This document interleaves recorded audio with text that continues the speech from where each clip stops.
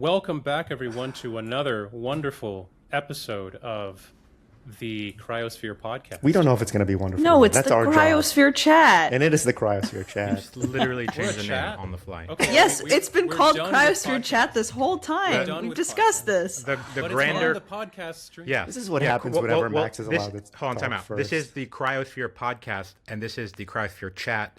Within This the This is too podcast. Within the complicated. I don't want to podcast. talk about The this title of anymore. thing is This the is podcast. this is we're just. Can we talk about something interesting? This is an awful start. What It's is a going wonderful on? Start. Eric, All right. all right. All right, Eric is going to give Eric it the has something introduction. Interesting to talk No, it's about. fine. Go for That's it. a fine introduction. Let's just go. Okay. Well, how do we want to kick this off? Daniel, do you want to give us a report from the field? You're the field journalist. Well, before we do that, let's at the top do a quick announcement, and then we'll we'll do a reminder at the end. We are hosting the upcoming Global Cryonics Summit this May. Someone remind the days. It's May 14th through 17th. Although the cryonics portion of that is not going to be the whole event. So this year, instead of having an independent event like it was last time in Miami, we are now bundling it with what's called Vitalist Bay, which is in Berkeley, California. It's going to be a multi-day event with multiple simultaneous conferences going on the campus at once. And one of those will be cryonics. So yeah, I don't know if Eric, you're the one who's have the most involvement with Vitalist Bay. So do you want to give us a little bit more of an explanation? So of the what's only thing gonna be I'd going add to on? that is that it's the second time Vitalist Bay is happening. The first one was in April and May of 2025, so earlier this year. It'll be in Berkeley, California. The first one ran for 2 months. It was pretty wild. And every weekend was a different conference that had a different theme. But it was all related to longevity biotech in some way.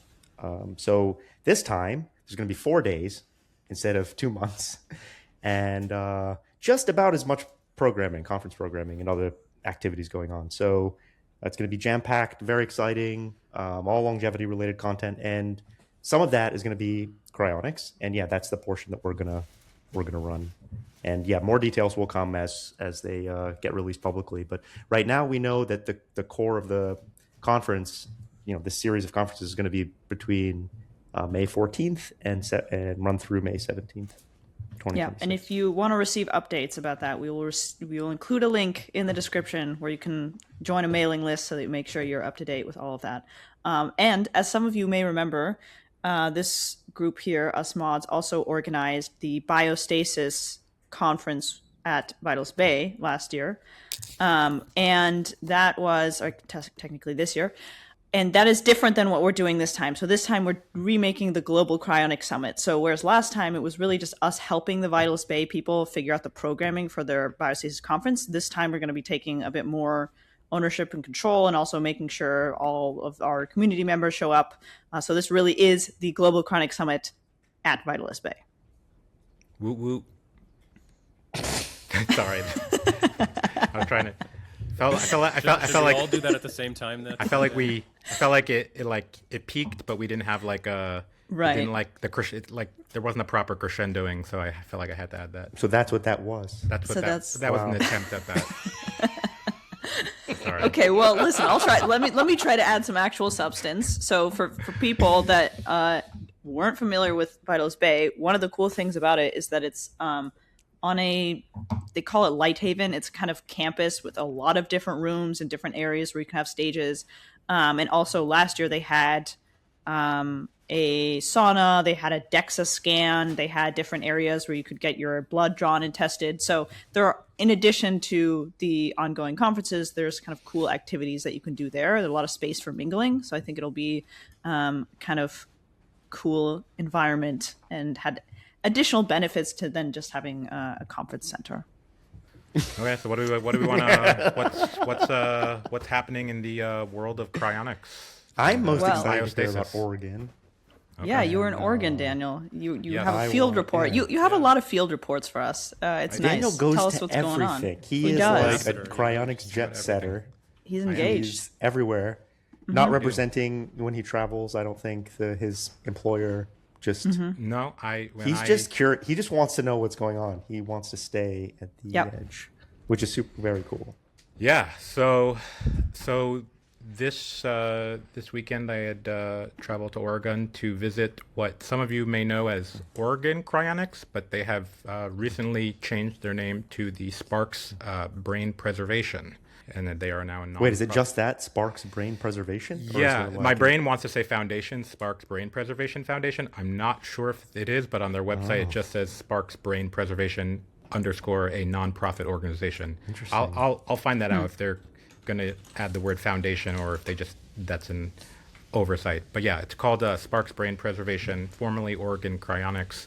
And I guess just a filler, to fill you in, and if you're not like someone who pays a lot of attention to the kind of backgrounds of what's happening in cryonics, Oregon Cryonics has been around for quite a while. They were very low key in the past about what they were doing and kind of how they were doing it.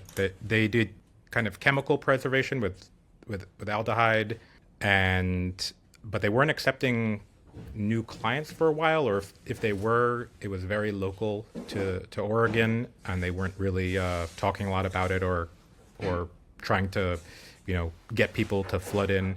So yeah, it was kind of like and insofar as cryonics goes, a little bit of a stealth operation for a while. And when I visited them this weekend, what I found is it's a lot bigger than I had assumed in terms of an operation, a lot more well-funded, and a lot more organized than I would have assumed. So it's Jordan Sparks, who's the founder, and Andy McKenzie, who's really involved and for lack of a better term, is kind of functioning kind of as the head researcher / CEO. That might not be the correct. I'm not sure if that's an actual title for him there, but he's after Jordan, very, very involved with the operations there. But okay, give us an idea of, you say it's larger, it's better organized, better funded than expected. What are we talking about here? Yeah. So like in my brain, this was like a small building with a small kind of research lab and what have you, and it really wasn't. It's a campus. So Jordan Sparks is a very successful entrepreneur who, and that's probably an understatement. A software company that is quite successful. I think above like 80 million plus a year. I don't think that's in revenue or profit. Yeah, I believe in revenue. I don't think it's in profits. I apologize if anybody there is listening and that is incorrect. But yeah, I believe that's in just revenue. I don't know how much of that is profits, but some amount of the profits from his part there is being utilized for cryonics. Excuse me, I shouldn't even call it cryonics. That's going to be a hard thing. It's not cryonics. It's biostasis would be the category it would be under, because it's chemical preservation. And I have some thoughts about better words we can use. If that starts becoming more popular, we're going to have to start musing about better words, just like we were musing for like cryosleep and other phrases. I think even more so, they need some better terminology for the chemical preservation side of things. In any case, but it's a large building. They have a pretty massive lab with some really kind of high-tech equipment, CT scanners, an electron microscope that was making some of the other researchers salivate there. It was just, you can see they're still equipping it, but this is not a small kind of ragtag operation. This is like a serious thing. And I guess I just didn't fully appreciate the level of organization they're having there. Now, it wasn't just kind of looking at their labs of thing. Jordan did a presentation, and Andy as well, about their ambitions going forward. And this is the exciting part. They're planning a pretty massive expansion in the upcoming years. I believe it's, 1, 2, 3, 4, 5, 6, 7 locations where they plan to have a full-time staff and an ambulance for each of those locations. It's in their Salem headquarters, San Francisco, Los Angeles, Dallas, Chicago, New York, Atlanta, and Miami. And a full-time staff with an ambulance for each of those. And essentially, Jordan Sparks was talking he was showing us a map of kind of the coverage areas within 6 hours of those locations would, cover a large part of the United States. And I believe ultimately the goal would be to do the procedures at those locations and then eventually transport them back to the Salem headquarters for long-term storage. But yeah, that's a massive expansion in what I believe will be a short period of time. Should they make good on those ambitions? What is the stated goal of Spark's brain preservation? Because cryonics organizations, their goals are pretty clear and pretty forwardly stated. We want to be able to preserve either your whole body or other things for eventual future revival in some way, and however that gets described. Mm-hmm. Is that what he wants to do, or how does he frame it? How does he say something? Yes, that, as far as I can tell, that was a question in the past with chemical preservation, and I think because they weren't taking a lot of members and it was like very research oriented, so for a while they were offering the service for free so long as you gave a brain sample. That has recently ceased to be the case because now they're getting members and they won't be giving it away as a free research option. But the stated goal is similar to the other cryonics organizations, which is eventual revival. I think the difference is there is a slightly more focus on that revival type being uploading versus biological revival. But as both him, Jordan and Andy Mackenzie were trying to make the case this weekend that they don't necessarily agree with this idea that you can't do biological revival with chemical preservation. That is when most people think about chemical preservation, because of the differences in how that functions, kind of like holding everything in place a bit differently than vitrification. And I'm not going to attempt to butcher that whole argument. So if anybody here feels like they have a better way to present the differences between the two, take your shot. But generally speaking, cryopreservation just preserves in a different format than chemical preservation. And I think they're going to go forward making the case that it is equally as likely that you can be biologically revived with chemical preservation. And so I'm looking forward to that debate because I feel like they're going to have an uphill battle on that one in terms of convincing people that really is the case. But they seem to believe that pretty strongly. Yeah, this is a hard debate to get into. We tried to a little bit, Max and I, when we were talking to Ashwin and Andy, but we're certainly not fully qualified to make that. But it is something important to note for anyone listening that this is not just another cryonics company. They are doing things a bit differently. So it's worth you investigating the arguments to see which one makes the most sense to you. My initial thought when you say that Spark's brain preservation, they're large and they're ambitious and they got good funding, is I think it's good anytime there's more competition in the space, anytime there's more options. I think that hopefully will push the whole field forward. I am always a little concerned when you have an operation that's primarily funded by one person. It sounds like they have expansion plans before they necessarily have the membership model to support that, which I think in the short term is fine. The concern is for something like cryonics, we need to think not just how does this work in the next 10 years when you have a wealthy benefactor that you can reliably rely on to fund the thing, but how does this work 100, 200 years from now when that benefactor is no longer around, or maybe that source of revenue dries up. Now at this point, you start with 7, maybe in 100 years, you have way more locations, right? You've been expanding rapidly. You have full-time staffs and everything. That's incredibly expensive to maintain. And if from the beginning, you never had to build a model that justified your services based on the actual membership you had, you might just have a very bloated system that becomes hard to maintain. You may have way undercharged people what they should be paying for the services. That's just not going to be actually sustainable in the long term once that revenue stream runs out. And then you might at some point realize you have to shut down a lot of locations or pull back the services again, because Tomorrow Bio does also have investors, but it's also been kind of conservative in its expansion of like SST teams and ambulances. So if the investors dried up at Tomorrow Bio, they would have to cut back on their expansion, but they could still maintain their level of service because they've kind of moved the growth along with the service levels. And if that's mismatched, that could be, well, it sounds great to people now, cheap brain preservation and all these locations. In the very long term, that model is potentially unstable.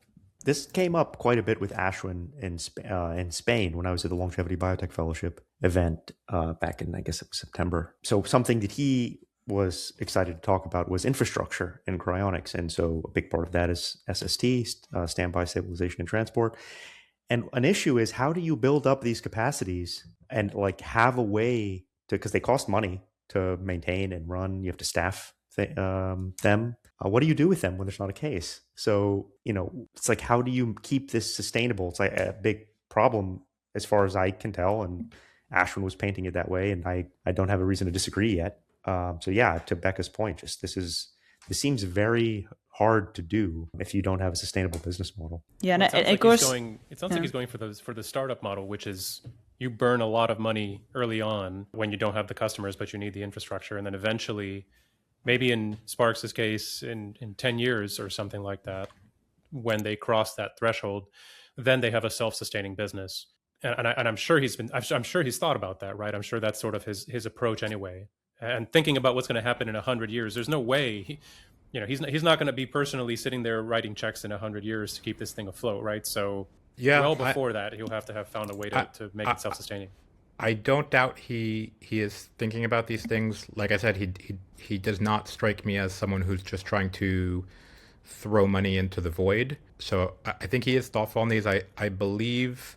I mean, I think I don't know if it's an oversight or just the timing is different on where, I would want to see some extra focus on, for example, succession planning and, proper board of directors and, a really elaborate membership model and, how we're going to arrive you and when. And obviously we can't, some of those are a lot of speculation, but I would say it seems like he's putting the foot forward first, that, kind of build up the research capabilities, the SST capabilities, the locations in different areas.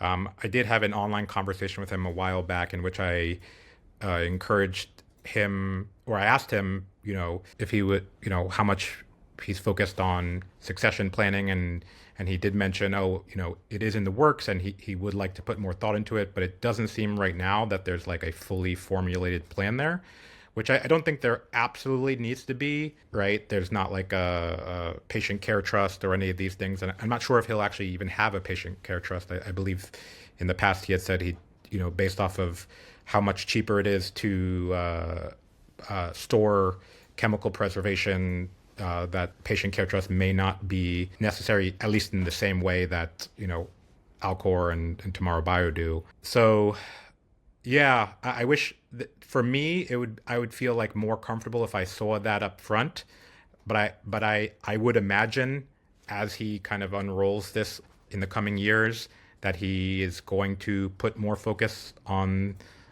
these kind of longer term membership, succession, how it all pans out separate from the research and the physical capabilities.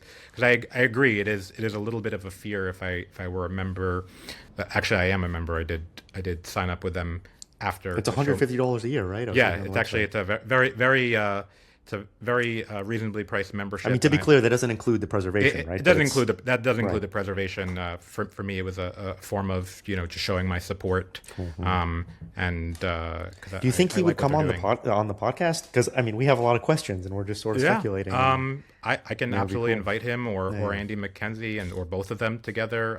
That's true. It's one thing I was actually Andy could do after going there this weekend, I was like, okay, I totally want to do a follow-up podcast. So I feel like we could do one here as a group. We could do one of our more in-depth podcasts where we get to ask lots of detailed questions. Ideally, I'd like to do both, but I do have a lot of follow-up questions, and I think it's a very interesting topic. And being this ambitious, I think there's a lot to talk about. But yeah, so I think the order of operations is a little off kilter for my expectations, but I have reason to believe that this is on their radar. They're not like, should we or shouldn't we do this? They're thinking about it, but I would like to see that more fleshed out, and I feel like it will need to be more fleshed out before they can really attract members. Yeah, that and just in general, I wonder how much emphasis they're going to put into marketing and figuring out how to sell cryonics, because I think that is the big problem that a lot of people tend to underestimate. I know even Andy McKinsey in the conversation we had with him in Ashwin, I think he mentioned that when they had this offer where you can get a free preservation, you just have to give up the sample, right? He thought they were going to be inundated with people that want to take advantage of this, and was kind of surprised by how few people wanted to do it. And even I keep going around telling people no one wants cryonics. Yes. It's like I don't know. It's like it's reality. true. Although I don't think it's I don't think it's inevitable. I think that it is possible to increase how much cryonics is popular and to get people to sign up. But sure. I think it is very hard. Yes. Yeah. So You're I think gonna have that's to change people's minds, or at least change the way that they act, right? Because even if they want something, there are people that say, "Oh yeah, I'm into this. I think it's cool." And I would do it. Well, why haven't you? Well, they don't have a good answer. Correct. Right? So it's and I two think kinds of things. That's the part that people kind of underestimate the most. I even saw this a little bit, and I hope I can talk to him more directly, but Jordan Sparks did on the Cryosphere server once comment that something that seemed to very heavily imply that he thinks that brain preservation will be much more popular because he thinks there are more scientists that would endorse that it could work, and see that there are more doctors or scientists that think it's legit, and therefore it'll be much more popular. And while I wish that's how it worked, everything based on my experience working in cryonics and talking to people and trying to get them into cryonics is that will not work at all. That people are not looking for scientific endorsements, and that there are in fact many people who think the current version could work and still aren't interested, or even if they are interested, don't actually go through the action of signing up. They procrastinate or just don't prioritize enough. So I think that is the part that I hope is well understood, and that a lot of work needs to be done there so that you can create, so that, this big infrastructure build out can work out. I also see this, and to be fair, I've left less insight because I think they're still more private, but Until Labs, they're a group that raised, I think $48 million, and they're working on closer to 100 million now. Yeah, it could be more now. And they're working also on biostasis and the same ultimate goal. And I think there are still more research focused, but I've gotten also the impression for them that they seem to think, if we crack the nut of making the science more sound or more proven, then this will lead to this huge demand. And to be fair, until they're focused on reversible organ cryopreservation. Yeah. Not cryonics, but at least as the first step, right? I think they have said the longer term is some kind of biostasis, isn't it? But just to be clear, what Sparks is marketing is brain preservation, not what cryonics companies which are market, right? So it's something. So do they tell people, hey, pay us this money, we're going to preserve the information in your brain for future eventual something? Just because it was in his own words, Sparks, Jordan Sparks and Andy both went into this a little bit. They did talk about, some possible scenarios for revival. Aside, they talked about the uploading stuff, but they also recognized that it's not as particularly popular with a certain subset of people with this goal, and so they also talked about possible scenarios for biological revival, and because they take the brain out of the skull, similar to kind of, I guess, I don't know the exact phrase, but essentially isolated brain extraction to a certain extent for preservation. I know Tomorrow Bio does a version of that for their kind of neuro, whereas Alcor keeps the brain in the skull. So they did talk about biological revival scenarios, and so they are considering it. There wasn't a strong focus on exactly when or how you would be revived, but it is not insofar as their ultimate goal, similar to all the other current cryo-orgs, it is for eventual revival. I think there is a little bit of a strain in the chemical preservation arena of archiving information and memories and things along that, but as far as I can tell, the explicit goal of Sparks' venture is similar to the other orgs insofar as eventual revival of you and your identity and such. Do we really know? Okay, I'm going to be the cynic here for just a minute. I'm going to be that guy. Okay, I like what Sparks is doing. I like that they're introducing competition. I like that they seem to have their shit together and their operation is well funded.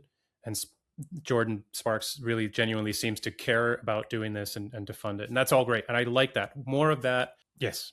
My concern is that for a long time, for years, a lot of the people associated with this very explicitly said, this is about preserving the information, the knowledge in your brain for eventual retrieval or uploading.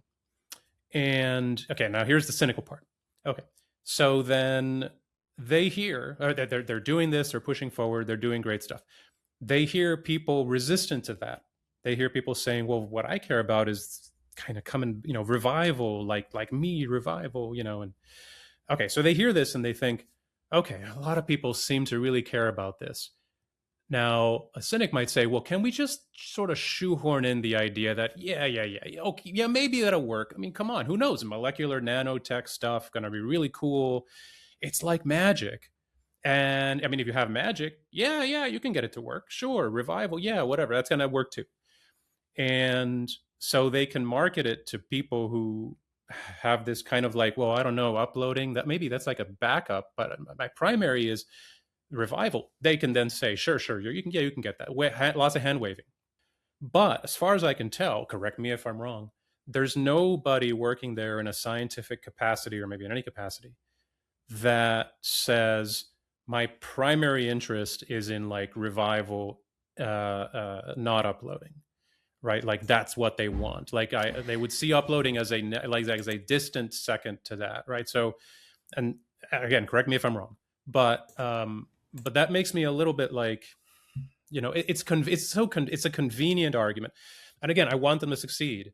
And frankly, if the choice is between, you actually get to preserve the information and maybe get a chance at uploading in the future versus like the straight freezes and whatever, and it doesn't work, and you don't get anything. Well, of course, please sign me up. Upload. What's the core of what you're trying to say, Max? That like, is it like I'm hearing like stuff about uploading and like reanimation? I'm a little bit. Yeah.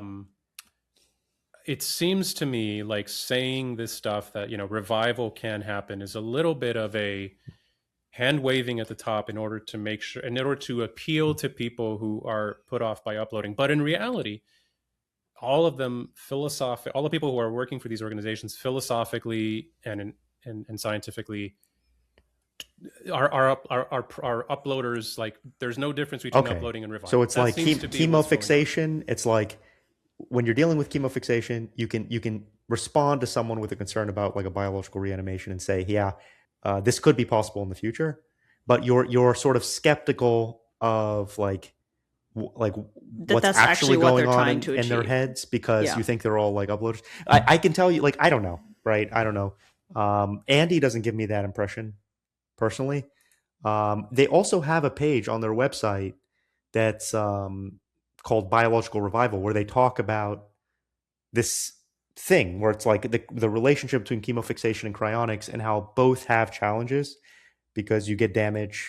There's damage whether whichever route you go down between these two, and that they would both have to get repaired. So it does seem like they are thinking about biological revival, but I like the point that you're making that we don't know what's going on in their heads. Like obviously, right? I know what you're saying, Max. And sorry, Becca, go ahead if you have a thought. Yeah, I was just gonna say my slight steelman and why I'm maybe a little less worried about this than Max is because it isn't just people on the chemopreservation side now that say they think chemopreservation could lead to biological reanimation. Like even Ashwin, who is more on the vitrification side, he also thinks that there's no reason that chemical preservation is inherently leads to uploading. So, and I think what actually might have happened more is that the people that have traditionally been into chemopreservation are just themselves more comfortable with the idea of uploading and themselves personally think that that's you and that makes the most sense and that's the best way of revival. And that's why for a long time they focused on that because they didn't really understand that other people weren't into that. Not necessarily because they actually thought that was the only way to do revival, but just because they thought that that's the best way to do it. And then when they realized that other people disagreed, they went and clarified that while we think this makes sense, this does not preclude you from biological reanimation. But I think it's still somewhat of a valid concern that even if biological reanimation is possible, if most or all of the people that are behind this organization are more personally uploaders, that might still be in the long run the direction that they're aiming for, and that they're more focused on investigating revival opportunities that go into the uploading direction. I think there's some valid concern there, but I don't think that they're being dishonest when they say like chemical preservation does not preclude biological reanimation or even necessarily strongly favor or necessitate uploading. I'm not worried, I would say, on this front. I understand what you're actually saying, Max, and I shared some of those viewpoints. And then I would say for me, I've met a handful recently, not just Jordan Sparks, of the people interested in chemical preservation lately. And when you talk to them in person, I have no doubt, like, these are kind of questions we can just ask them very bluntly. A lot of them, even more so than I think even your average chronicists are blunt, sometimes undiplomatically so. And I'm not worried of like hidden motivations and such. I agree with Becca that there's some like, maybe over time their proclivity towards uploading might change the general arc of where they put their time and energy. But if they are saying this is their goal and an option that they would like to provide, I have no doubt that that's actually what they will offer. And when I've met all these people in person, like everybody strikes me as above board and generally honest. So I'm not particularly worried about that, but I think it's good when you meet people in person. You get to judge not only what they're saying, but who they are, and you get a sense of them. And to be clear, I don't think Max is saying that they're necessarily dishonest. Yeah, that they would even be being dishonest. Just that they're motivated in a way that's different from how maybe someone who was primarily interested in biological reanimation would be, right? And that it wouldn't necessarily be obvious. Yeah, that's all. But I would say that I'm one of the best features of this entire industry that all of us can take advantage of is the fact that we fund this through life insurance, and hopefully that continues to be the case. But that means that you can, like, as all of these amazing things grow, these new, Sparks Preservation Foundation or whatever organization, whatever, as it matures and becomes a real thing, we can all access it, and it's available around the United States and hopefully eventually the world within a few years. We can just call up our insurance company and say, hey, we want to switch our arrangements from wherever they are to this new organization, whether it's Sparks or Tomorrow Bio when they're here in the US, or whichever, whatever organization is doing really well at the time. And that's an incredibly powerful thing. So we're not locked in, by the way. I always recommend people do not lock yourselves in unless you're pretty close to the end, because things change a lot, thankfully, especially in the past 5-10 years. Things are changing a lot in this industry, and we're expecting that they're going to change even more in the coming years, which is a wonderful thing. Options are valuable, and competition is great. And I'm happy to hear that things went really well in Oregon, and hopefully we have a lot more options in the future. Awesome. Any other kind of burning topics we want to discuss today? There was nothing else. Like, did you guys not like party or anything in Oregon? You can like get info, Oh, I mean, don't get me wrong. If I want to, it wasn't part of the tour. If I want to deep dive into, there was a lot. I had it was like a full. I was listening and talking the whole time. It was very intense. Because we can always edit it out if you got any secret info. We all want to know. Yeah, but we're trying to keep these relatively short, and I say about 15 times more words than necessary to make any specific point. We're gonna edit 50% of them out. Yeah. That's okay. So, but no, I think just introducing that's kind of something that's being worked on is I think good enough for people to be on their radar. And we're gonna hit up Jordan and Andy and see if they want to come and chat. So we don't have to guess about what's going on in their minds. Yep. And reminder, Global Cryonics Summit, May 14 through 17, or at least it's going to be for 2 days. We'll announce the exact dates soon. 2 of those days will be the Biostasis days, but of course you can come check out the other conferences as well. And maybe we'll have Jordan Sparks there. We'll have a larger representation. You can ask people directly. He should come. Yeah. I've already invited. Did he say yes? I talked with Andy Andy will probably come, right? Yeah, it was. I don't know if Jordan will come. Andy seems like he'll be coming. Cool. But it is that they have held the date. So, but we'll follow up with them, and hopefully we can get them both out. Very good. With that, we're going to close this Cryosphere chat, the last one of this year. So we'll see you all in the new year. Enjoy your holidays, and see you next time. Bye, guys. Bye. Bye, Peace everyone. out.